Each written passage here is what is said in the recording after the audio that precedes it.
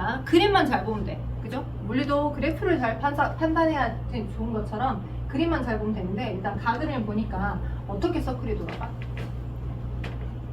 오른쪽부터 들어가, 왼쪽부터 들어가. 보통 요렇게 보고 싶어요, 사람들의 심리가. 그지? 근데 주어지는 화살표에서 잘 판단해야 되겠지?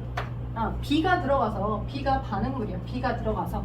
그죠? B가 두 개가 엮어져 있는 뭐예요? 고분자 물질이죠?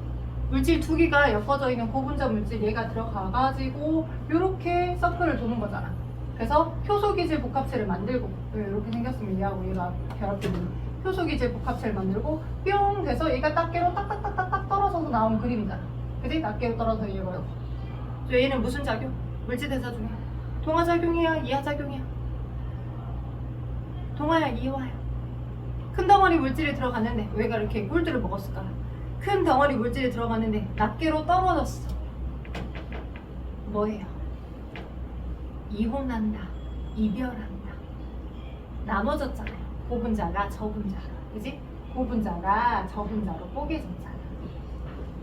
그지? 고분자가 저분자로 뽀개졌으니까 이화작용 한 거지? 그죠?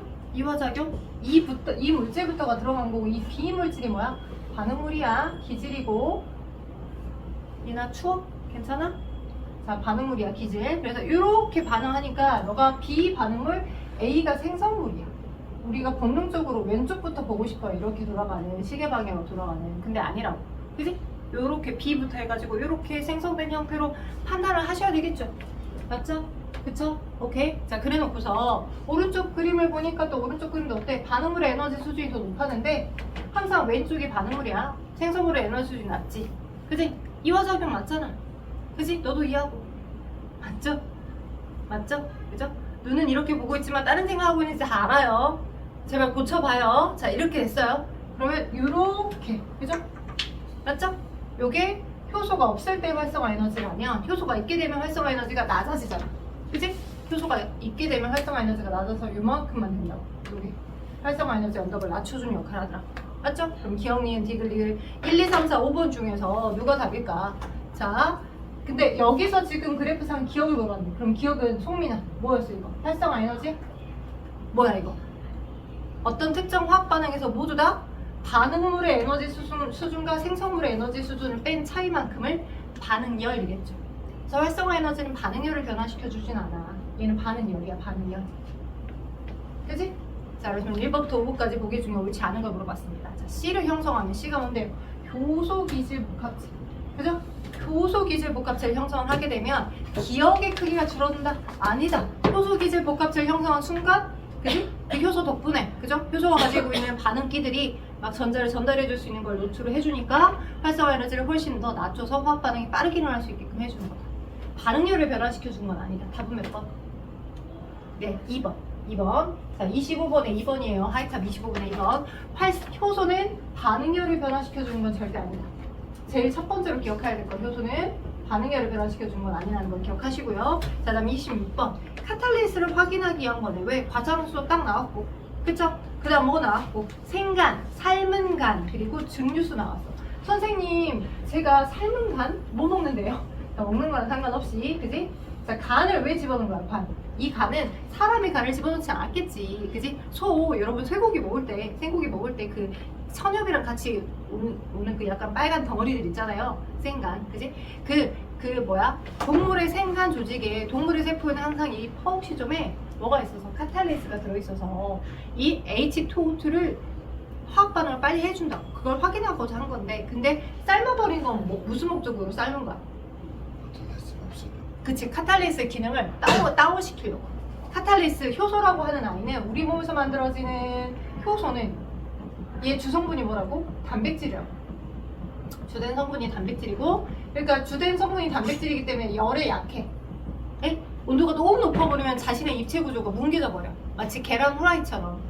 그지? 날달걀이 다시 계란 후라이가 되진 않잖아. 계란 후라이가 다시 날달걀이 되진 않잖아. 한번 온도 위에서 변형을 해버리면. 그치? 그래서 자, 온도에 되게 약해서 기능이 무력화돼 버린다, 변성된다라고 하는 걸 표현해주고자, 기능이 거의 없어져 버렸다는 걸 표현하고자 삶은 간을 집어넣은 거지. 됐죠?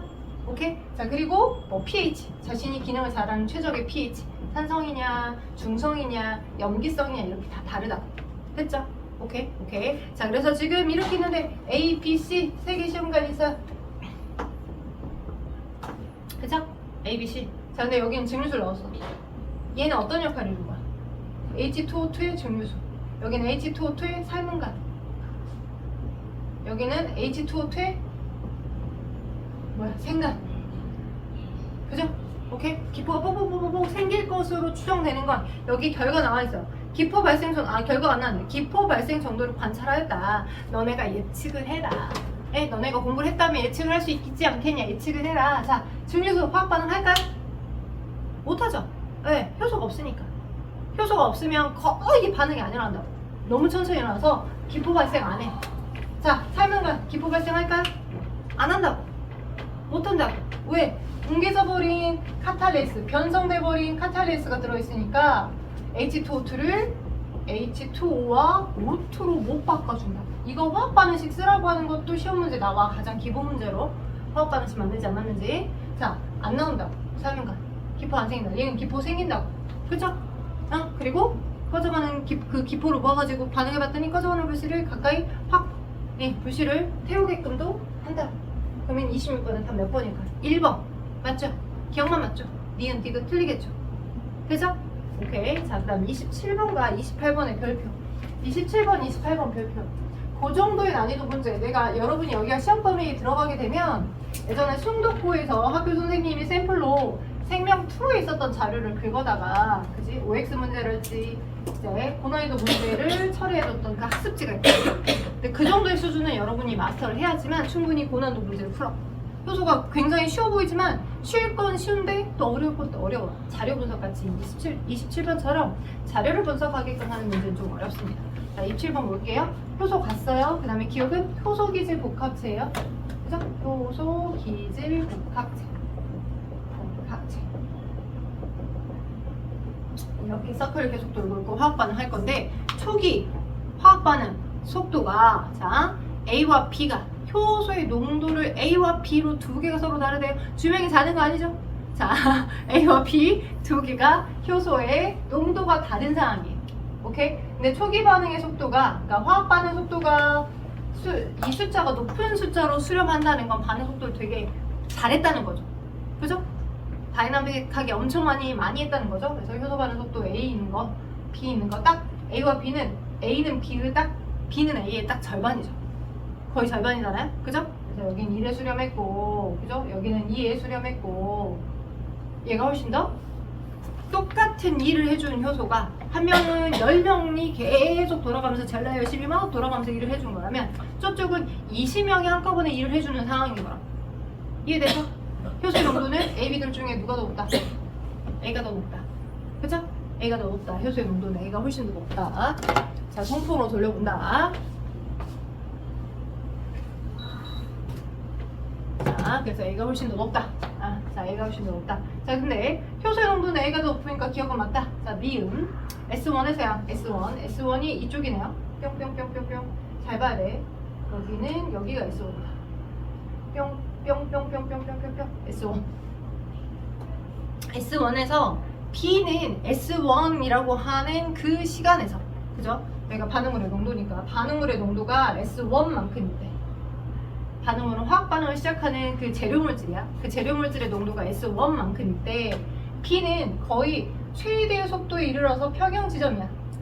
그러니까 효소기질 복합체가 모두 다 완벽하게 다 만났고 그 특정 반응물하고 효소들이 그 10개의 군단이 시작했다면 10개의 군단이 모두 다 특정 반응물하고 다 만나서 10개의 아이들이 계속 화학 반응을 일정 수준으로 유지를 하고 있을 때요. B는. 되겠어요? 근데 A는 어때요? 덜 만났죠. A는 덜 만나서 최대치의 이 속도에 수렴하지는 않고 살짝 최대치가 들똥말똥의 시간이야.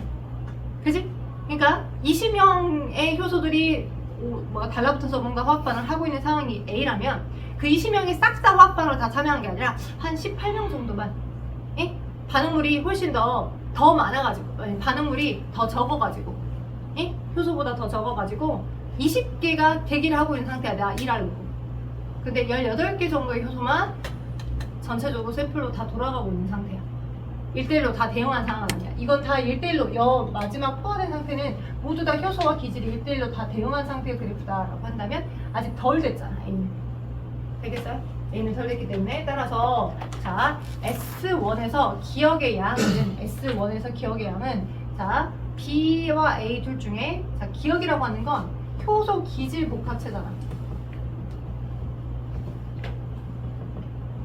그지? 자 지금 우리가 니은 선지랑 디귿 선지를 판단해야 돼. 그지? 니은 선지는 효소 기질 복합체 그리고 효소의 농도가 너가 20이고 너가 10 정도로 2배 더 많은 게 A야. 그지? 그치만 S1 상태에서 아직 20과 20이 모두 다 1대1로 다 대응해서 모두 다 풀로 다 일을 하고 있는 상태는 아니겠지만 A는 듣고 있어요? A는 모두 다 풀로 다 일을 대응하고 있는 상태는 아니겠지만 한 18개 정도는 이 효소 기질 복합체를 만들어서 일을 하고 있는 거고 그죠? 여기는 1대1로 다 대응한 상태잖아. 그렇다라고 하더라도 넣어줬던 효소 농도가 여기는 얘보다는 2분의 1배니까 효소 기질 복합체가 10개겠죠. 예를 들자면 그지? 그럼 니은 맞아요? 틀려요? 맞죠? 니은 맞아요? 니은 맞습니다. 효소 기질 복합체의 양은 당연히 얘가 더 높다. S1 상황에서 이 A가 더 높다. 그지? 1대1로 다 20 다 기질하고 효소가 다 반응한 정도는 아니지만 18개라고 하더라도 A가 더 높지. 자, 디귿 보기. 자, 그러면 S1에서 전체 효소의 수분해. 전체 효소 수분해. 반응물과 결합한 효소수. 결합한 효소수는 A보다 B가 더 크다 라고 나와있죠. 그죠? 그럼 전체 효소 수분은 일단 효소의 수를 2배 더 A가 더 높으니까 자 전체 효소 수를 20으로 합시다. A는 그리고 B는 이렇게 10으로 합시다. 그죠? 자 그럼 반응물과 결합한 효소의 개수를 생각해 봅시다. 1대1로 다 대응한 상황이 아니야. S1은 1대1로 대응하기 전까지 아직 덜 되어 있는 상태야. 효소 기질 복합체를 몇 개라고 했어? 덜 만났지만 20개 중에 한 18개 정도가 만난 상태라고 한다면 그죠? 얘는 완반한 곡선의 형태이기 때문에 B는 이 10개의 효소가 10개의 기질하고 다 만나서 1대1로 다 대응해서 풀로 일할 수 있을 만큼을 다 풀로 다 돌아가고 있는 상태야. 10이지. 그치? 그럼 전체 분수식으로 나타나는 이 전체 값의 의미가 누가 더 커? 얘가 더 크지 않나? 맞지? 전체 효소의 수도 그리고 그 전체 효소가 다 모두 다 대응한 거니까 얘가 훨씬 더 크죠? 맞죠? 그러니까 느낌으로 풀 게 아니라 실제 숫자를 대입해봐서 판단해야 돼. 그럼 디귿 보기 맞아요? 틀려요? 디귿 보기 맞아요. 틀려요? A가 B보다 더 큰데? A가 B보다 더 큰데? A가 더 작은데? 얘는 1이잖아. 약분하면 얘는 1이잖아.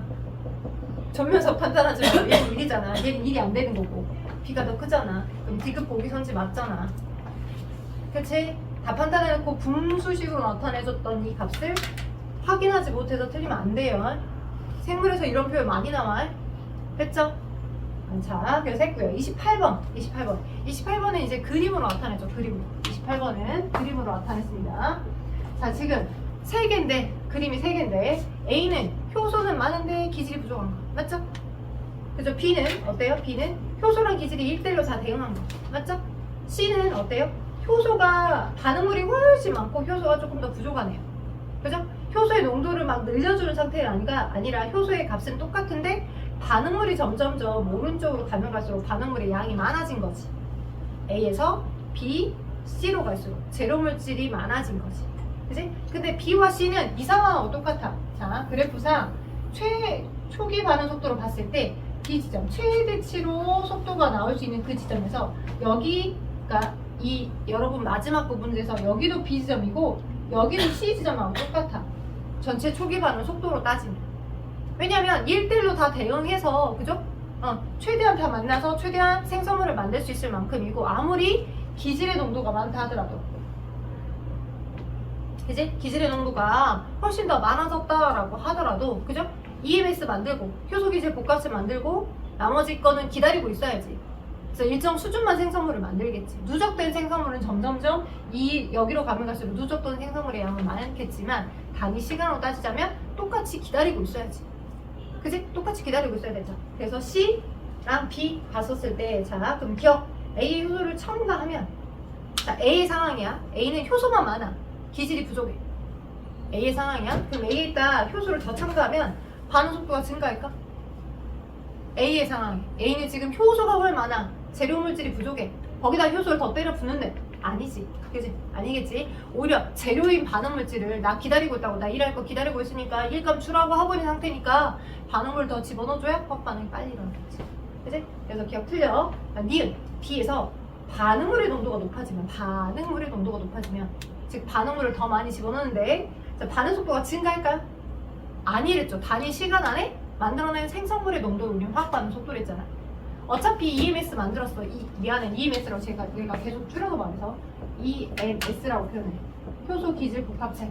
EMS라고 표현하긴 한데 효소 기질 복합체를. 자, 아무튼 효소 기질 복합체를 최대한 다 만들었어. 다 만들면 그 상황에서 반응물의 농도가 높아진다고 해서 단위 시간 동안 만들어낸 생성물의 값이 늘어나진 않죠. 누적된 생성물은 많겠지만 단위 시간, 제한된 시간 안에 전환시킬 수 있는 생성물의 양은 그 최대치만큼으로 똑같겠잖아. 그죠? 그래서 니은도 틀려.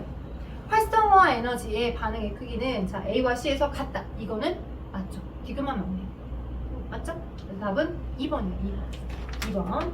자, 나머지 거, 자, 제가 숙제를 내드릴게요, 여러분. 자, 269쪽에는 17번에서부터, 여러분 시험범위니까 269쪽에는 17번에서부터 270쪽 하셔야 되고요. 그 다음에 272쪽에 29번 하셔야 되겠죠? 끝내오세요. 시험범위예요. 지금 현재 여러분 시험 공부하시는 거예요. 자, 그리고 우리는 어디를 할 거냐? 앞으로 넘어오셔가지고 순서를 끝냈으니까 나머지 수업 시간에 내가 언급 안 해줬다고 해서 책 내용 안 읽어보면 안 돼. 효소가 산업 분야랄지 공업 분야랄지 의약품 분야에서 어떻게 사용되는지 기본 틀 내용은 알고 있어야 돼. 그래야 시험 범위 시험 문제 풀어. 그리고 이제 이 생명 시스템 단원에서 그 다음으로 가장 많이 어려워하는 생명 중심 원리인 254쪽 세포 내 정보 흐름을 설명을 들어갈 거야. 245쪽 세포 내 정보 흐름. 근데 이거는 여러분 그 앞단원에서 생명 시스템 앞단원에서 세포 소기관과 좀 연결된 부분이 큽니다. 세포 소기관에서. 그죠? 세포 소기관과 같이 믹스해서 좀 설명을 할 건데요. 일단은 쉬는 시간 종이 치기 전에 부지런히 한번 돌려볼게요. 자, 우리 세포의 막성분, 세포 막성분은 인지질 이중층으로 되어 있었죠. 그래서 인지질이 서로 반대 방향으로 마주보고 있으면서 인지질 이중층을 만들고 있었었고 여기에 이제 막단백질이 박혀 있었어. 오케이? 그래서 저 인지질에 여기 꼬리 부분은 친수성 성질이었어, 소수성 성질이었어? 물하고 친했어, 안 친했어? 안 친했어. 물하고 안 친했어. 안 친해서 지용성 성질이고, 오케이? 그래서 지용성 성질을 띠고 있는 경계액 부분이 이 가운데, 여기 이 부분이기 때문에 이쪽을 통해서는 주로 어떤 물질들이 세포막 안에, 밖에서 안으로든 안에서 바깥으로든 왔다 갔다 할 수 있었어. 지용성 물질들이. 그죠? 당연히 기름진 성질의 화학적 성질을 가지고 있는 얘네들은 저 지용성 성질을 통해서 바로 그냥 스스럼 없이 확산돼서 들어오겠죠. 오케이? 여러분이 기억하셔야 될 건 물질의 세포막을 통한 물질의 출입에서 세포막을 통한 물질의 출입 방법에서 물질 출입 방법 크게 에너지가 소비가 되면서 물질이 이동되는 것과 에너지 소비 없이 물질을 이동시키는 것 두 가지로 나눠져. 큰 타이틀로. 오케이? 자, 살아있는 생명체가 목적의식을 가진 채로 우리가 그런 시스템을 유지하게끔 하기 위해서 에너지를 소비해서라도 특정 위치로 그 물질을 꼭 이동시켜 주고 있는 게 있어. 그런 방법을 여러분 책에는 많이 언급되지 않지만 문제집에서 꼭 나오는 능동수송이라는 시스템이야. 생2에 나와. 생명2에. 생명2에 나온 내용들이 여러분의 고일통합에서도 안 나올까요? 나올까요? 당연히 나오죠. 나옵니다. 능동수송. 자, 그래서 능동수송이라는 것과 수동수송으로 나눠볼 수 있어요. 이 둘의 차이는 뭐였다고 여기는? 둘의 차이는 특정 물질을 이동시키고자 할 때 내가 ATP라는 에너지를 소비를 하는가 하지 않는가. 내가 돈을 지불해서라도 그 특정 위치로 그 물질을 위치시키게끔 하기 위해서 돈을 지불해서 돈이 화학적 화폐죠. 세포에서 쓸 수 있는 화학적 화폐의 분자구조 이름이 뭐였어요? 민씨. 세포에서 사용하는 화학적 화폐 분자의 이름 A ATP 맞아요. ATP라는 화학적 화폐를 사용해서라도 물질을 특정 위치로 무조건 이동시키고자 하는 게 그게 능동수송이야.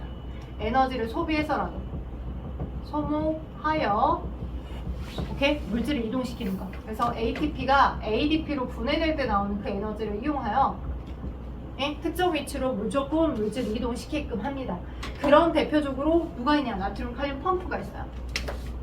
나트륨, 칼륨 펌프라는 이름이 있어요. 얘도 세포막에 박혀져 있는 막단백질인데 바깥으로 세 분자의 나트륨을 퍼내주고 두 분자의 칼륨을 동시에 안으로 들여보내줍니다. 오케이? 근데 이게 에너지 공급이 되지 않으면 계속 일어나진 않아. 우리 몸에서 ATP를 분해해가지고 계속 에너지를 서포트를 해줘야지만 계속 세포막 바깥 방향으로는 무조건 나트륨의 세 분자를 바깥으로 퍼내주고 두 분자는 안으로 들여보내주게끔 계속 살아있는 동안은 해. 사람이 죽어버리면 누구도 소도 식물도 사람이 죽어버리면 생명체가 죽어버리면 이런 일을 하지 못해. 오케이, 대표적인 능동수송의 예야. 오케이, 알고 계셔야 돼. 눈들이 거의 이제 병든 닭 눈빛 마냥 약간 변해가고 있어요. 좀만 참아요. 자, 이렇게 되면인데 이건 능동수송이라면 수동수송이 에너지 공급 없이도 에너지를 공급받지 않더라도 그냥 분자 운동이야. 야, 여러분이 방구 끼면 방구 냄새가 퍼진 거랑 똑같아. 향수 뿌리면 향수 냄새가 퍼지는 거랑 똑같다고. 그냥 자연스럽게 분자 운동이 되는 거야. 에너지 공급받지 않더라도 그 특정 위치로 자연스럽게 입자가 많은 곳에서 그 특정 입자가 많은 곳에서 특정 입자가 전 곳으로 퍼져나가는 거야. 오케이? 졸리면 허벅지 오지마! 자, 그래서 수동수송인데 그 수동수송에 확산과 삼투 두 가지가 있다. 오케이? 자, 확산에는 또 단순 확산, 촉진 확산이 있다. 단순 확산이 방금 이렇게 지용성 물질들이 오케이? 그냥 에너지 공급받지 않더라도 특정 입자가 많은 곳에서 예를 들어서 글리세롤 쳐봐. 글리세롤은 지용성 입자. 그런 지용성 입자가 그지? 세포막을 통해서 여기가 많아. 여기는 적어. 그러면 많은 곳에서 적은 곳으로 자연스럽게 들어오는 거야. 얘네가 평형을 이룰 만큼까지만. 그죠? 또 여기가 많아. 그럼 바깥은 적어. 그럼 많은 곳에서 적은 곳으로 퍼져나가는 거야. 어디를 통해서? 그냥 인지질 이중성을 통해서. 돼요? 이게 그냥 단순 확산이야. 맞죠? 자, 근데 촉진 확산은 뭐야? 촉진 확산은 수용성 물질들. 촉진 확산, 수용성, 단백질이랄지 또는 아미노산이랄지, 그지? 포도당이랄지.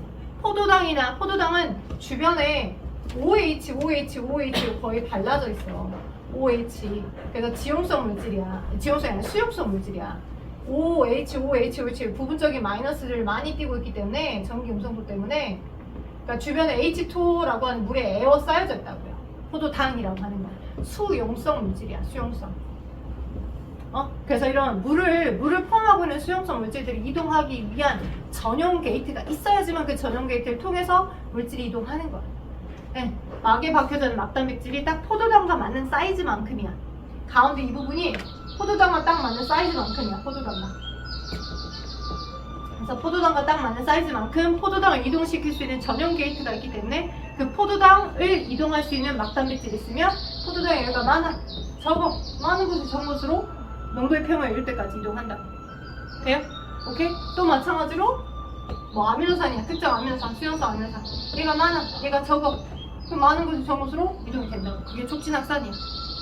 오케이? 다 설명했어. 오케이? 그래서 쉬는 시간 끝나고 나서는 선생님이 이제 세포막을 이용한 막성 세포 소기관을 통해서 세포 소기관 좀 잡아드리고 리보솜 그리고 전사 번역까지 좀 디테일하게 잡아드릴 거야. 쉬어! 졸린 사람 자! 괜찮아. 자, 볼게요. 자, 그래서 우리가 생명 중심 원리를 들어갈 건데 자, 아까 방금 얘기했던 것처럼 세포 안에는 그렇게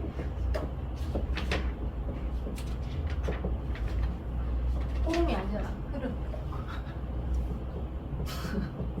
마음이 급해서. 자, 세포 내 정보의 흐름. 자, 세포 안에는 자 그렇게 세포막이라고 하는 제일 바깥의 최전방에서 물질의 출입을 조절하게끔 해주는 그 아이가 있고요. 그리고 알다시피 그 세포막이 확장돼서 들어가서 세포가 세포답게 기능을 하려면 자신의 고유한 명령어를 가지고 있어야 되겠지. 그지? 그 자신의 고유한 명령어가 뭐였어? 핵산이었잖아.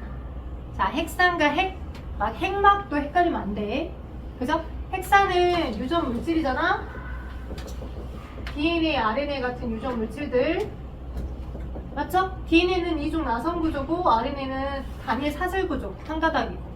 듣고 있어, 주명아? 그지? 그러니까 핵산이라고 하는 건 이 세포에서 그 다음 세포로 전달되는 물질이야. 그거 우리는 줄여서 유전 물질, 전달이 가능한 흐를 유자. 그지? 전달이 가능한 물질이다라고 해서 핵산이라고 표현하는 거고. 맞죠? 맞죠? 자, 근데 그 핵산이라고 하는 그 유전 물질들 중에 유전 정보를 저장하고 있는, 나만의 고유한 유전 정보를 저장하고 있는 저 DNA를 어찌해야 돼? 자, 진해세포는 조금 더 진화된 형태이다 보니까 화학 반응이 세포 질에서 막 다이나믹하게 일어난단 말이야.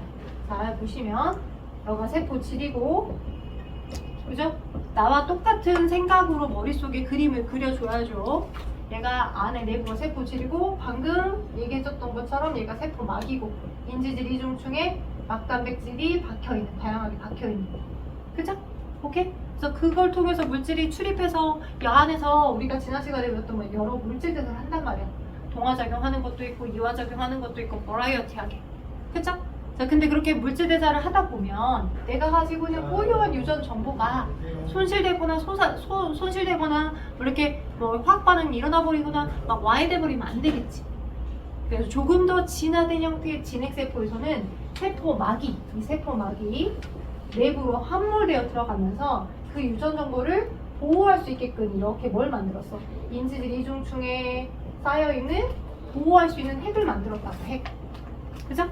그래서 핵이라고 하는 공간 안에 DNA라고 하는 그 유전 정보를 그대로 안전하게 저장하고 있어요. 됐죠? 근데 핵막은요, 저 인지질 이중층막이 하나만 있는 게 아니라 이중막 구조야.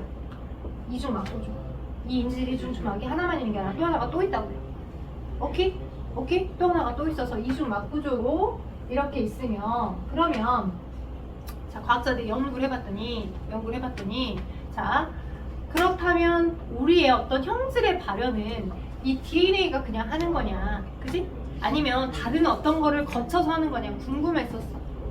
연구를 해봤어. 연구를 해봤더니 어떻게 되는 거냐. 자, DNA는 그냥 정보를 저장하고 있는 거고, 그지? 행동 대상은 따로 있는 거야. 오케이? 자, 그 저장됐던 정보에 알맞게끔, 오케이? 자, 그 정보에 알맞게끔 무언가 물질이 만들어서 그 물질이 활약을 해준 결과 우리의 표현형이 나타나. 눈동자 색깔이 봐봐. 우리는 지금 고동색이잖아. 근데 외국인 애들은 어때? 푸른색이잖아. 그지? 푸른 눈동자. 이렇게 눈동자 색깔, 사람이라고 하는 생물종은 똑같은데 왜 눈동자 색깔이 인종에 따라 왜 다른가? 라고 생각을 해봤을 때 멜라닌, 생성, 합성, 효소라는 게 있어. 멜라닌 합성 효소. 자, 효소라고 하는 것은 단백질이잖아. 우리가 방금 배웠던 것처럼. 그지? 그리고 그걸 멜라닌을 합성하게 하라는 그 효소를 만드는 정보는 어디에 들어있어? DNA에 들어있어. DNA에 어떻게 해서 그 효소를 만들어라 라고 하는 그 정보를 가지고 있다. 유전 정보를. 오케이? 이 유전 정보는 누구든 다 동등해. 오케이? 유전 정보는. 그러니까 DNA상에 그 유전 정보를 가지고 있고, 멜라닌 합성 효소가 이제 그 유전 정보로부터 합성이 돼서 만들어졌어, 합성 효소가. 오케이? 근데 사람마다 그 합성 효소가 기능을 해줘야 되는 양만큼이 약간 다른 거야. 여러 다른 효소들과 복합적으로 활동하다 보니까. 오케이? 그래서 외국인 애들은 그 홍채, 우리 눈동자에 앞에 이렇게 홍채가 있잖아, 홍채. 얘는 동공이고, 눈동자의 검은 부위 안에 더 검은 부위가 동공, 맞죠? 검정자 안에 더 검은 부위가 동공, 그 주변이 홍채잖아, 홍채. 이 홍채가 기본 디폴트 값이 있는데 멜라닌 합성 효소의 활약이 너무 많으면 되게 진한 색깔로 나타나는 거고, 오케이? 멜라닌 합성 효소의 활약이 좀 덜하면 그러면 약간 투명한 푸른 눈동자 색깔로 발현이 되는 거야. 오케이? 유전 정보를 가지고 있고 그 유전 정보에 알맞게끔 멜라닌 합성 요소가 얼마나 만들어져서 그들이 얼마나 활약을 하느냐에 따라서 우리의 눈동자 색깔이라는 뭐가 표현형이 결정되나. 표현형이에요. 그치? 표현형. 다른 말로 얘를 형제. 되죠? 형제. 그러면 그 유전자는 누구로부터 물려받았다? 엄마 아빠로부터 물려받았다. 오케이? 오케이? 근데 저 DNA라고 하는 그 유전 정보가 어떤 식으로 단백질을 만들게 하는 거로 발현이 되는지를 연구를 해봤더니 얘는 안전하게 유전 정보로 그 정보를 온전하게, 원본이니까 손실되거나 손상되거나 그러면 안 돼. 원본에 해당하는 정보는 훼손되지 않도록 항상 핵 내부만 있어. 핵 내부에만. 오케이? 그래서 핵 내부에 DNA가 들어있고 이 이중 나선 구조의 DNA가 핵 바깥인 세포질로 나올 리는 없다고. 나오지 않더라고. 연구를 해봤더니. 오케이? 안 나오고 어떠한 방법으로 저 단백질을 만들어내는지에 대해서를 지금 설명을 할 거야. 돼요? 오케이? 지난번에 배웠던 혹시 세포 소기관 중에 리보솜, 거치면 소포체, 골지체 기억나신가요? 기억난다 손. 내가 시험범이었던 친구들 기억난다 손. 기억이 안 난다 손. 손 안 되는 분은 뭐지? 골지체, 거치면 소포체, 리보솜. 처음 들어봤다 손. 처음 들어봤다 손. 처음 들어보는 것 같습니다. 처음 들어본 건 아닌 것 같은데 뭔가 저기 희뿌연한 마치 눈물의 여왕인 것처럼 저기 희뿌연한 안개에서부터 막 뭔가 생각이 날똥말똥하는 그런 느낌인가요? 여기까지 연결해서 설명해줘야 될 것 같습니다. 볼게요. 그러니까 우리 유전 정보는 DNA는 항상 여기 안에만 있어. 근데 봐봐. 자, 유전자라고 하는 것을 좀 설명해줄게. 가끔 친구들이 선생님 DNA랑 유전자 중에 누가 훨씬 더 범주가 더 넓은 거예요? 라고 물어봐요. 물어봅니다. 물어보고 시험 문제에서도 나옵니다. 오케이? 유전자는 쉽게 말하면 이거예요. 이게 여러분의 하이타 고울통합각 책이죠. 그죠? 책이야. 책이면 이 책에 챕터가 나눠져 있죠. 그러니까 1권, 2권, 정답과 해설까지 다 묶어져 있는 전체 전체 책을 DNA라고 얘기한다 그러면 이 전체 책에서 일부분 물리 파트 있고 생물 파트 있고 화학 파트 있고 또 소단원 지금 현재 지난 시간에 내가 물질대사와 효소를 설명했지만 그쵸? 이번엔 지금 세포의 정보 흐름을 설명하고 있잖아. 그러니까 거 구획에서부터 여 구획까지가 그 내용을 가지고 있는 담고 있는 그 일부분 그게 DNA야. 이해된가요? 전체 책은 DNA라면 오케이? 전체 책을 DNA라고 얘기한다면 이중 나선 구조의 DNA라고 한다면 이 DNA 상에 뉴클레오타이드들이 이렇게 있죠? 이렇게 맞죠? 이 뉴클레오타이드에 들어있는 안쪽 부분이 염기잖아요. ATGC 항상 4개의 염기만 출현되어 있으니까 뭐 CC, G, 뭐 AA 뭐 이렇게 그죠? 이렇게 항상 4종류의 염기만 출현되어 있는데 그 염기들이 배열되어 있는 그 서열들 중에 특정 부분 어디에서부터 특정 부분 어디까지 ATGC, TTA, 블라블라블라블라 그런 정보들의 그 가닥 여기서부터 여기까지는 너는 아밀레이스라고 하는 소화 요소를 만들라고 해. 그래서 아밀레이스를 합성하게 하는 유전자야. 이해된가요? 오케이? 또 이렇게만 있는 게 아니라 또 어떤 부분은 쭉 비어있다가 여기서부터 뉴클레오타이드 정보들을 놓여있겠죠. 여기서 네. AAA, TT, A, GC 이렇게. 그럼 여기서부터 여기까지는 아까 얘기했던 멜라닌을 합성하게 해. 멜라닌 합성 효소를 만들게 하는 유전자라. 유전자. 소단원 부분들이 유전자 또는 막 염기가 막 배열이 되어 있는데 의미 없는 정보가 나열되어 있기도 해. 그러니까 뭔가 효소를 또는 호르몬을 만들라는 정보는 아니겠지만 ATGC, TTA, 블라블라블라 의미 없는 정보가 나열되어 있는 부분도 있고요. 그런 쫙 모든 라이브러리, 모든 염기 배열 서열이 놓여져 있는 이중 나선 구조 전체는 다 DNA예요. 그리고 군데 구획. 네? 구획이 너는 A 유전자, 너는 B 유전자, 너는 C 유전자, 너는 D 유전자 이렇게 되는 거예요. Understand? 이해된가요? 그러니까 유전자가 훨씬 더 국소 범주야, 더 적은 범주야. 되겠죠? 오케이? 근데 이 원본은 항상 핵 속에 있고 그리고 언제든지 그 세포가 죽기 전에 소멸되기 전까지 항상 필요할 때 그 유전자를 읽어다가 단백질, 효소를 만들어서 뭔가 형질 발현을 하게 해야 하잖아. 그러겠지? 그지? 형질 발현하게 해야 하겠잖아. 그럼 원본이 손실되거나 손상되면 안 되니까 너가 그 유전자가 있는 건 알아. 너 이 세포의 핵에 그 유전자가 있는 건 아는데 그러면 그 유전자에 해당하는 정보를 어떻게 원본은 그대로 놔두고 항상 상보적인 형태로 뭐를 카피를 하는 거야. 예를 들어서 여기서부터 여기까지의 염기배열 정보가 오케이? 아밀레이스를 만들려고 하는 ATGC, TTA 블라블라블라블라 정보 부분이었어. 여기서부터 여기까지가 유전자 A야. 이 유전자 A로부터 필요한 단백질을 만들어서 형질 발현을 하게 하고 싶어. 이게 원본을 딱 잘라다가 꺼내 쓰지 않고요. 그 원본에 해당하는 정보를 일부를 상보적으로 카피한다고요. 그 과정이 뭐냐고? 전달하여 복사한다 줄여서 전사라고 해요. 오케이? 전달하여 복사한다 줄여서 전사라고 한다고요. 전달하여 복사한다 줄여서 전사. 오케이? 그래서 전사를 먼저 했고요. 원본이 있으면 원본을 캡처 뜬 거야. 원본이 있으면 원본을 카피한 거야. 근데 항상 상보적인 형태로 의사소통을 하기 때문에 세포 핵 내에서는 상보적인 형태로 의사소통을 하기 때문에 여기 이 DNA 이상에 자, 두 가닥 있잖아.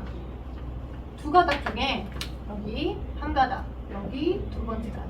그리고 자, 뭔가 전사된 정보야. 자, 전사돼서 만들어진 그 결과를 우리는 뭐라고 하냐면 한 가닥이에요.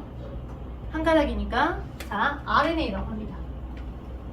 RNA. 그리고 자, 마치 메시지 역할처럼 상보적인 형태로 카피가 돼서 메신저 RNA, mRNA라고 표현해요. 오케이? 근데 DNA는 이중 가닥이잖아. 두 가닥이 다 의미 있는 그 유전자 정보를 다 갖고 있는 거냐? 그렇지 않아. 두 가닥이 다 의미 있는 정보를 가지고 있는 건 아니고 둘 중에 한 가닥. 오케이? 그 한 가닥을 의미 있는 정보, 원본에 해당하는 그 한 가닥이 항상 위쪽이 아니야.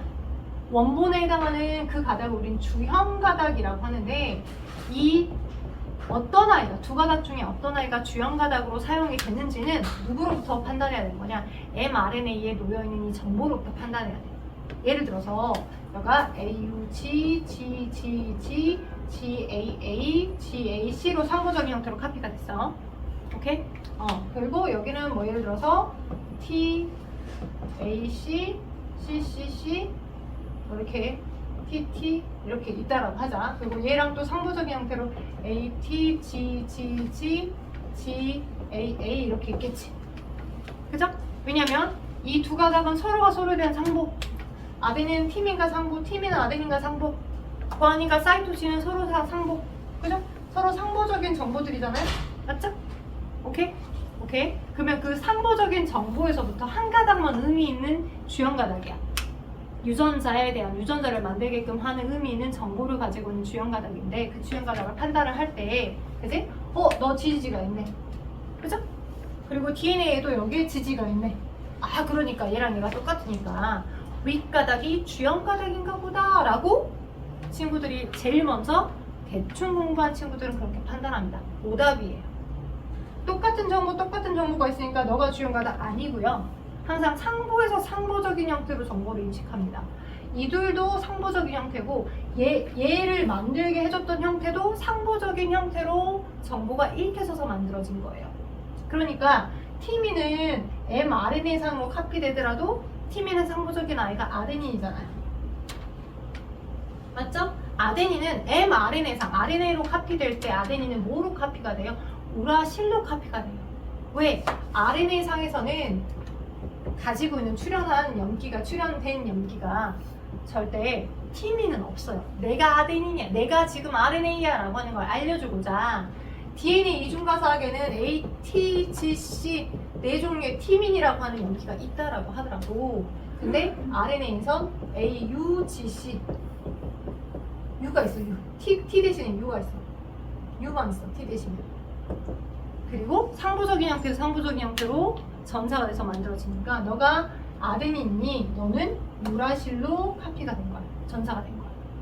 오케이? 너가 사이토신이니까 구아닌. 그죠? 요렇게. 오케이? 그러니까 이 만들어진 mRNA를 보고서 얘의 상보적인 가닥이 실질적인 뭐다? 주형 가닥인 거야. 오케이? 똑같아 보이는 염기가 있다라고 해서 주형 가닥이라 판단하면 정말 100% 오답이야. 오케이? 너 주형 가닥 아니고 너가 주형 가닥이야. 그리고 주형 가닥의 상보적인 DNA 가닥을 우리는 비주형 가닥이라고 하고 원본에 해당하는 정보를 가지고 있는 게 너야. 너가 주형 가닥이야. 돼요? 그래서 상부적인 형태로 어디에서? 여기 지금 핵 내에서 mRNA가 카피가 됩니다. 핵 내에서. 오케이? 핵 안에서 A, U, G, G, G, G 뭐 이렇게 정보를 다 전사해가지고 CA 해갖고 만들어져 카피됐던 애가 뿅! 자, 핵에서 열심히 유전자 부분에 해당하는 서열들이 열심히 카피가 됐어요. 그러면 카피가 되는데 단백질을 합성하게 하는 세포 소기관은 어디에서 합니까? 리보솜에서 합니다. 네, 리보솜이라고 하는 세포 소기관은 핵 내에는 없어요. 어디에 있어? 세포질 바깥에만 있어요. 핵 내에는 없어요. 리보솜. 그치? 핵 바깥에 세포질에 자, 이 바깥의 핵막이 확장돼서 만들어진 이렇게 생긴 거칠면 소포체에 따닥따닥 붙어 있어요. 그리고 실제 리보솜은 자, 세포질에 프리한 상태로 큰 단위체, 작은 단위체로 프리한 상태로 돌아다니고 있었어. 얘가 리보솜 조각이야. 근데 얘가 퓨 해서 핵공을 통해 슉 나왔어. 나왔어. 그러면 나 일할 거 나왔다. AUG를 달고 나왔으니까 나 일할 거 나왔다. 하여 저 리보솜 두 개가 저 AUG를 딱 인식해서 머리 그대로 딱 붙잡는 거죠. 나 이래야 돼 하고서 저 두 개의 리보솜이 저 큰 단체와 작은 단체의 리보솜이 얘를 붙잡고 이렇게 가지고 와. mRNA 가지고 어디에? 이 거치면 소포체막에 걸쳐진 채로 그 다음 일을 진행하는 거야. 돼요? 자, 거치면 소포체막에 걸쳐진 채로 리보솜이 저 메신저 RNA를 가지고 와서 걸쳐진 채로 그 다음 과정을 수행하는데 그 다음 과정을 우리는 전체적으로 번역이라고 해요. 자, 전사는 뭐라고? 원본에 해당하는 특정 소단위에 해당하는 그 특정 소단원들이 있죠? 그 소단원의 내용들이 제대로 잘 발현될 수 있게끔 하기 위해서 단백질이 만들어져야 되는데, 그지? 예. 근데 원본을 손실되면 안 되니까 원본은 그대로 놔둔 채, 핵 내에 놔둔 채로 걔를 그대로 카피해가는 과정이 전사라고. mRNA를 만드는 과정이 전사.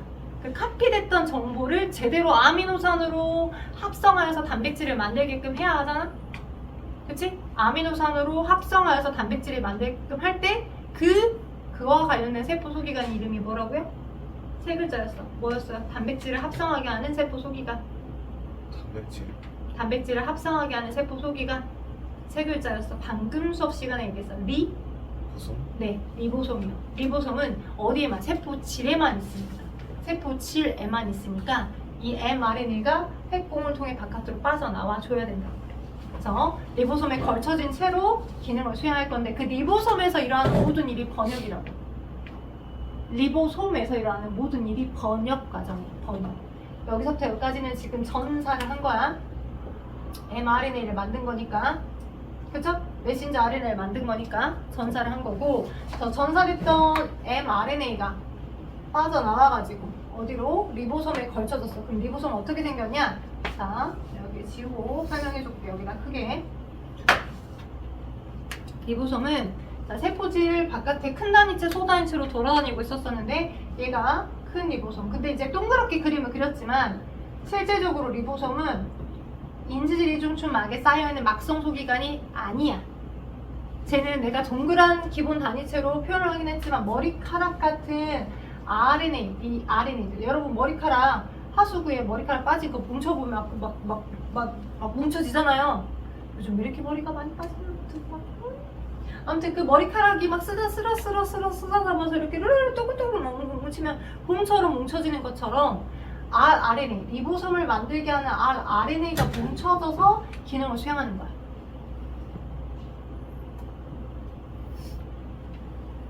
네, 자, 리보솜을 만들게 하는 RNA가 뭉쳐져서 기능을 수행한다 라고 보면 돼. 막성 소기관이 아니야. 막성 소기관이 아닙니다. 아니에요. 자, 그러면 저기에 누가 요렇게 mRNA가 요렇게 걸쳐질 거야. 자, AUG, GGG, GAA, GAC 이렇게 막 엄청나게 반복되는 염기서열들이 막 많을 거라고. 반복돼봤자 A, U, G, C 딱 4종류의 염기들만 계속 반복될 거야.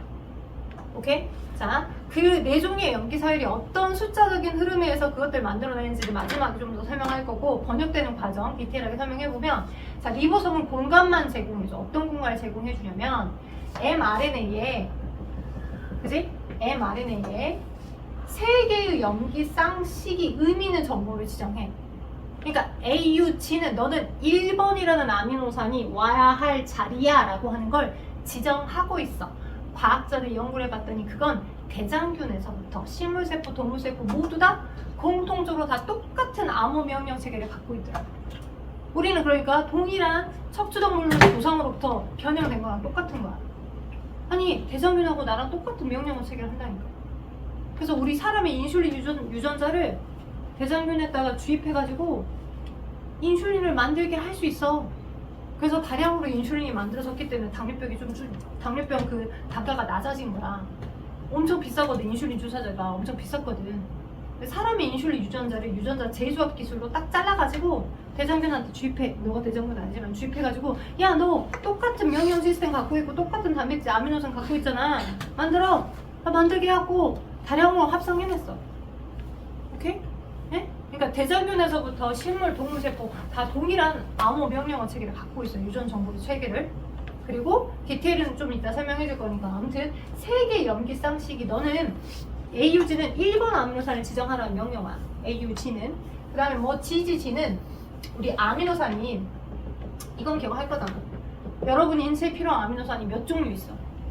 단백질을 구성하게 하는 아미노산은 보통 몇 종류 있다? 20여 종류 있었잖아. 20여 종류. 아미노산 1번부터 20번까지 20여 종류 있었잖아. 20여 종류.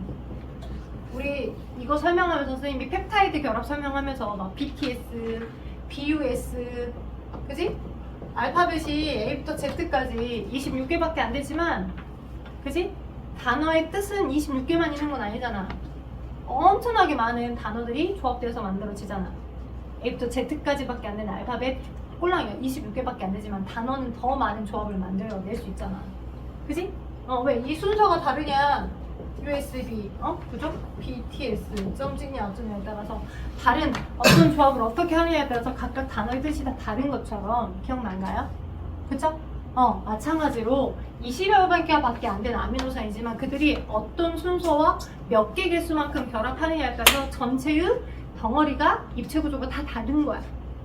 그쵸? 그래서 20여 개 아미노산들의 조합으로 됐는데 그 20여 개 아미노산을 지정해서 오게 하는 그 명령어가 이미 핵 속에 지정이 되어 있다고. 그게 3덩어리 염기식으로 3개의 염기식으로 AUG 이 순서면 너는 1번 아미노산을 갖고 와, 너는 2번 아미노산을 갖고 와, 그 다음에 GAA이면 너는 10번 아미노산을 갖고 와 라고 하는 아미노산을 지정하고 있는 명령어 표가 대장균에서부터 식물, 동물세포까지 다 공통적으로 가지고 있다.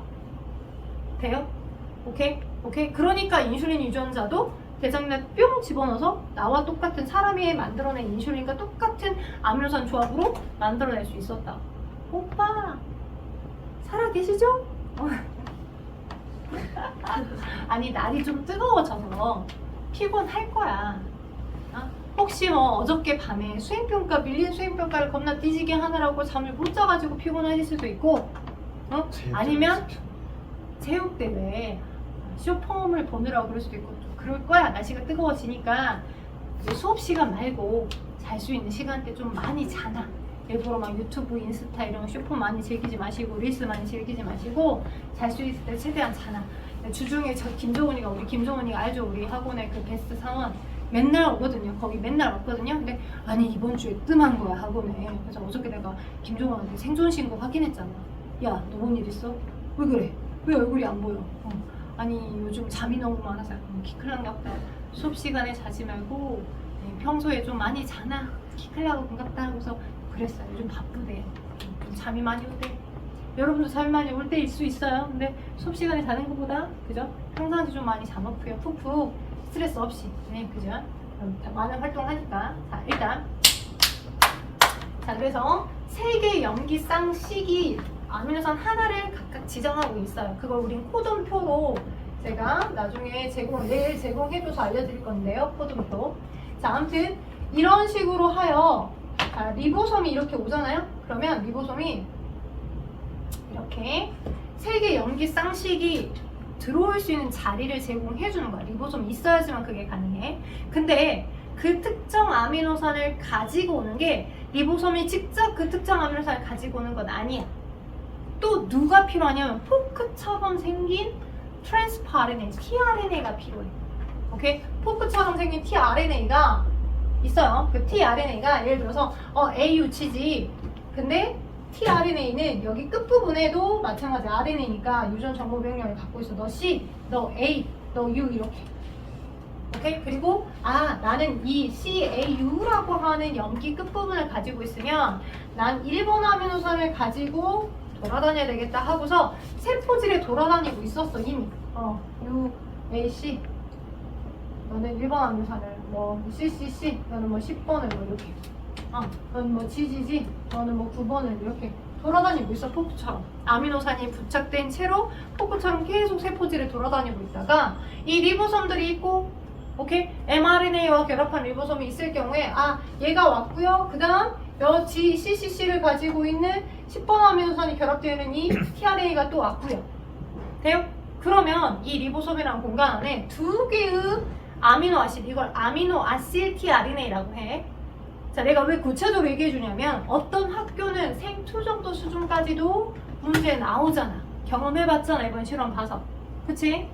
그니까 굳이 그러니까 출판사에 돌아다니고 있는 고1 정도의 문제집을 7권에서부터 10권을 달달달 풀었다고 해서 무조건 여러분의 학교 내신 문제가 점수가 잘 나온 건 아니에요. 왜? 똑같이 안 나와 절대. 그리고 그들도 변별해야 되니까 더 깊게 사고할 수 있는 능력을 요구해. 학교 선생님이 조금이라도 언급을 하셨다면 그게 변형돼서 나올 수 있어. 그러니까 설명을 디테일하게 해주는 거야. 그리고 내일은 영상도 좀 보여줄 거야. 아무튼 이렇게 CCC를 가지고 있는 특정 tRNA가 갖고 왔어. 아미노산을 가진 채로. 두 개가 붙게 되면 이 두 개가 이 리보솜 안에서 결합을 하죠. 탈수축합반. 그지? 폴리펩타이드 펩타이드 결합을 할 겁니다. 이렇게. 돼요? 탈수축합반은 결합을 하게 되면 얘가 잘려요. 잘리고 너는 이제 짝꿍이 없어진 이 아미노산을 지정하지 않는 너는 나가서 또 다시 재사용되게끔 나가게 되는 거고. 돼요? 그러면 이 리보솜은 오른쪽으로 살짝 옮겨가는 거야. 상상의 나래를 펼쳐. 여러분 상상을 할 수 있는 힘을 갖고 있어. 이렇게 해서 오른쪽으로 살짝 옮겨가게 되면, 그죠? mRNA의 이 세 번째 걸 이제 읽겠죠. 그리고 여전히 1번 첫 번째 아미노산 1번 다음에 두 번째 아미노산 10번이 붙어있는 얘가 그대로 있는 거고요. 맞죠? 그러면 자, 그 다음 위치에 리보솜이 살짝 오른쪽으로 옮겨갔으니까 GAA를 지정할 수 있는 특정 tRNA, 얘와 짝꿍이 딱 맞는 특정 tRNA UUC를 갖고 있었겠지. 그 UUC가 뭐 예를 들어서 너가 20번 아미노산을 지정하고 있었다라고 하자. 그럼 20번 아미노산을 지정한 채로 파란색 나와라고요. 20번 아미노산하고 결합되어 있는 이 UCCC CUU를 가지고 있는 UUC를 가지고 있는 tRNA가 와서 얘는 이미 바깥으로 방출돼서 떨어져 나가 있는 상태고 요것만 있는 거야. 1번과 10번이 결합돼. 그죠? 그러면서 얘하고 얘 사이에 탈수축합 반응으로 이렇게 연결이 되죠? 또 똑같이 리보솜이 있으니까 연결이 될 겁니다. 되죠? 연결이 되고 나서 또 얘네들은 두 개가 탈수축하고 연결되면 여긴 잘려지면서 이 둘은 또 적출돼서 나가. 다시 재사용되려. 그리고 리보솜 또 오른쪽으로 또 옮겨가. 이런 식으로 특정 mRNA가 지정하고 있는 세 개의 염기식에 알맞는 특정 tRNA가 아미노산을 부착해서 가지고 있는 아미노산을 부착해서 갖고 있는 tRNA가 와서 돼요? 계속 탈수축합을 계속 연이어 가주는 거야. 돼요? 이렇게 정해져 있는 아미노산들이 계속 결합되어 가고 있는 이 과정을 우리 뭐라 한다? 번역이라고 한다. 이 과정이 번역이에요. 번역. mRNA에 있던 정보에 알맞게끔 mRNA의 코돈에 해당하는 정보에 알맞게끔 아미노산들이 결합되는 거. 오케이? 그런데 간혹가다 모든 정보가 다 코돈이라고 해서 모든 정보들이 다 지정되어 있는 건 아니에요. 게시 코돈과 종결 코돈이 있는데 이건 제가 3년기 조합을 먼저 설명할게요. 여러분 책에 그죠? 내가 너무 얘기만 했죠? 지금 현재 설명에서 해당하는 부분들 자 어디 부분이냐면 여기 258쪽 한번 봐봐. 258쪽 여러분 책 258쪽 봤어요? 258쪽? 자 258쪽 자 코돈 나와있죠. 코돈 코돈은 RNA의 유전 정보는 DNA 유전 정보를 전사한 것이다. 그죠? 코돈은 무엇을 코돈이라고 얘기하는 거냐면 mRNA에 해당하는 이 정보 AUG, GGG, GAA 그죠? 그러니까 코돈은 mRNA상 지정되어 있는 덩어리씩에 해당하는 정보들을 코돈이라고 표현해. 오케이? 그리고 아까 이 코돈에 해당하는 정보를 누구랑 아미노산을 갖다 붙여서 가지고 있는 tRNA가 와야지만 번역이 계속 확장될 수 있겠죠. 이 tRNA에 해당하는 이 정보 부분을 안티코돈이라고 해요. 가끔 코돈과 안티코돈만 헷갈려서 친구들 많이 틀리니까 안티코돈은 tRNA가 가지고 있는 정보야. 오케이? tRNA에 해당하는 이 부분 mRNA랑 서로 상보적인 부분들. 오케이? 그러면 본질적으로 저 코돈 mRNA가 가지고 있는 저 코돈은 누구로부터 만들어졌었어? DNA에 있는 주연 가닥에서부터 만들어졌던 거지? 그치? DNA의 주연 가닥 한 가닥, 두 가닥 있을 때 얘랑 상보적인 형태의 주연 가닥 예를 들자면 얘랑 상보적인 TAC를 가지고 있었고 저 상보적인 주연 가닥의 이 정보는 3염기 조합이라고 얘기해. DNA3 얘의 원본에 해당하는 저 코돈의 원본에 해당하는 부분은 3염기 조합. 맞죠? 오케이? 그래서 용어 정리를 잘 하세요. 오케이? 그 내용이 어디 나있어? 258쪽 아래쪽에 그림에 나와 있어. 258쪽 아래쪽 그림 봐봐. 자, 핵 내부에 이중 나선 구조가 있었죠. 그래서 한 가닥, 두 가닥, 두 개의 가닥이 있었어. 그죠? 258쪽 아래쪽 그림. 근데 RNA상으로 UGG라고 하는 형태들로 전자가 됐으니 누가 주연 가닥이야? 윗가닥이야? 아랫가닥이야? 범아. DNA상 TGG로 시작하는 게 주연 가닥이니 ACC로 시작하는 게 주연 가닥이니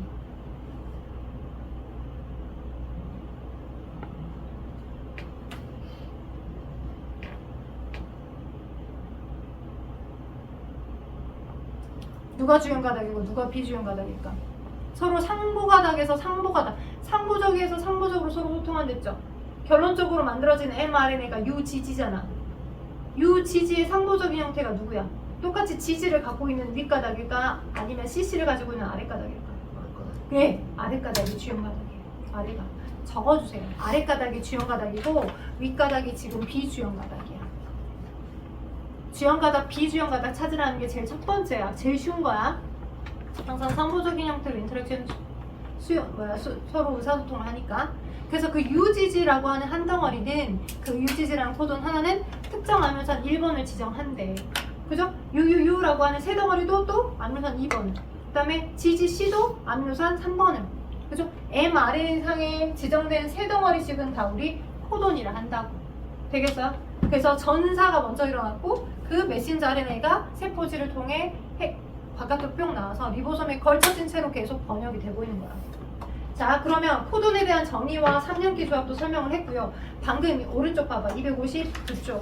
제가 방금 설명했던 것처럼 유전 암호 체계 공통성의 의미라고 나와있죠. 중간 위쪽에. 그렇죠? 유전 암호 체계 공통성의 의미. 생물은 유전 정보가 저장된 DNA를 자손에게 물려줌으로써 그 생물의 독특한 형질이 자손에게 계속 전달하여 연속성이 유지가 되는데, 자, 따라서 대부분 생명체가 동일한 유전 암호 체계를 사용한다는 건 지구상의 생명체가 공통 조성에서부터 계속 진화가 됐다라고 하는 걸 암시한다. 그래서 아래 지금 대장균에서 사람의 인슐린 유전자를 통해 집어넣고 인슐린을 만들어내는 거 얘기해줬죠? 그죠? 대장균도 공통된 그 코돈 체계를 사용하고 있는 거야. 나중에 시험 범위 들어가면 여기 좀 더 디테일하게 읽으셔야 되고요. 자, 공통적으로 많이 나오는 부분 이거 내가 뭐가 전사고 뭐가 번역인지까지는 설명을 했어요. 전사 번역. 자, 그 다음 앞쪽으로 넘어가서 257쪽 해봐. 257쪽.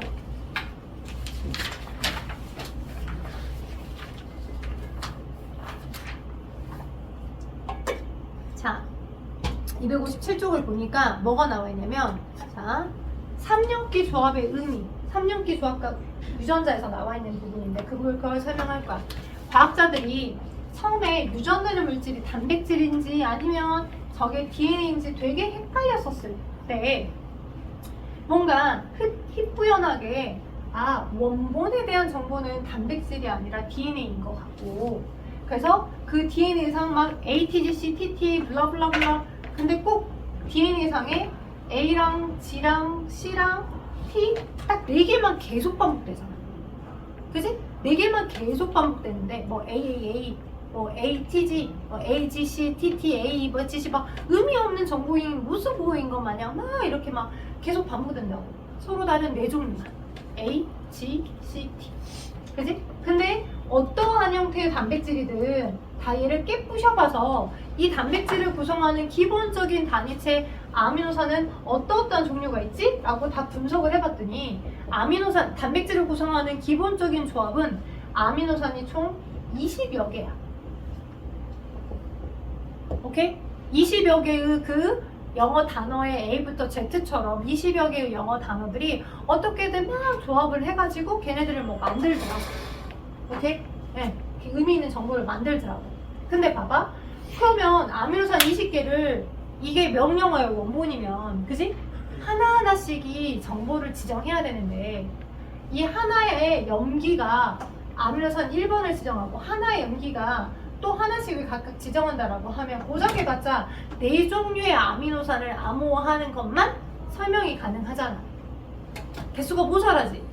결과적으로 단백질을 구성하는 기본 단위체 아미노산의 종류는 20여 개나 있어야 되는 게 맞는데 암호화하는 명령어는 한 개의 염기식이 특정 아미노산 하나를 지정한다라고 하면 4개밖에 설명할 수가 없잖아. 개수가 모자라잖아. 그치? 그래서 막 번뇌 빠졌어.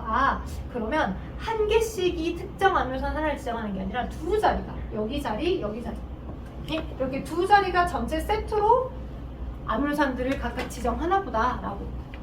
오케이? 그러면 여기도 4개 들어가고 여기도 4개 들어가면 총 몇 개의 가지수가 만들어지는 게 가능해? 여기에도 AGCT, 여기도 AGCT, 여기가 A 먼저 들어가고 T, AGC 들어갔어. 네? 여기는 그대로야. 그 다음에 얘가 T부터 들어가서 TAGC 들어갔어. 여기는 그대로일 때, 그 다음도 얘가 TAGC 이렇게 있을 때, 여기가 지금 C 들어갔어. 네? 여기도 앞자리가 4번 바뀌고 여기도 앞자리가 4번 바뀌는 형태로 한다라고 했을 때 이 조합의 가능성이 총 몇 개가 가능하냐고. 4 곱하기 4, 16개 가능하지 않아? 맞죠? 오케이? 지금 써져 있기는 앞에 이 지금 내가 덜 썼잖아. C로부터 시작해서 여기도 똑같이 TAGC라고 하면 돼. 그지? 동일하게 앞에도 4번 바뀌고 뒤에도 똑같이 4번 바뀐다라고 했었을 때 4 곱하기 4 총 16개 설명이 가능하잖아. 그치? 근데 그것도 개수가 모자라죠. 왜요? 우리가 가차를 봤을 때 보이는 아미노산 종류는 20여 개나 되는데, 그죠? 만들어질 수 있는 이 2자리의 가능성의 수는 16개밖에 안 되잖아. 오케이? 그것도 아닌 거 같아. 그래서 3개의 자리의 배열의 조합이, 그죠? 너도 4개 가능해, 너도 4개 가능해, 너도 4개 가능해. 그럼 총 몇 개 가능해? 64개 가능하죠. 그죠? 64개. 64개나 가능한 그 명령어의 조합에서, 그죠? 앞자리, 2번째 자리, 3자리, 64개나 가능한 조합이 개수가 훨씬 더 널널하니까 20여 개나 되는 아미노산을 지정하는 게 가능하겠죠. 그럴 때는 중복된 상태로 지정이 가능한다고. 예를 들어서 특정 아미노산이 특정 염기서열이 특정 아미노산을 코딩하는데 이렇게도 너가 1번 아미노산을 지정하면 UAC 이렇게 된 정보의 조합도 똑같이 1번을 지정한 형태로 중복된 형태로 설명을 한다라고 하면 그럼 그게 가능하겠구나 싶어서 합성된 폴리뉴클레오타이드를 만들어 봤어. U 계속 U만 막 해서 그래서 몇 개씩의 아미노산들이 만들어지는지 봤더니 3개씩 끊어진 형태로 가능한 개수로 아미노산들 1번 아미노산들이 이렇게 계속 결합되더라는 거야. 그래서 우리가 예측했던 것처럼 3개의 염기쌍이 특정 아미노산 하나를 지정하는 게 맞고, 그리고 얘네들이 어떠한 염기의 배열 조합이 어떤 아미노산을 지정하는지 일부러 합성을 시켜봐가지고 대장균이나 얘네들을 이용해서 어떤 것들을 연결시켜서 몇 개를 만들어내는지 봐봤더니 그걸 코동표로 주고서 그걸 읽어서 문제를 풀게끔 해요, 여러분께. 이해돼요? 오케이? 그래서 실질적인 문제를 다룰 수 있는 부분은 내일 한번 다시 마무리해 줄 거고 영상 보여줄 거니까 내용 복습하셔서 제가 지금 설명한 건 생명중심 원리는 설명 안 했어요. 내일 살짝 할 거고 257부터 258, 259까지는 설명을 한 거니까 복습하셔서 숙제 내일 262쪽 1번에서부터 263쪽 7번까지 7개야. 7개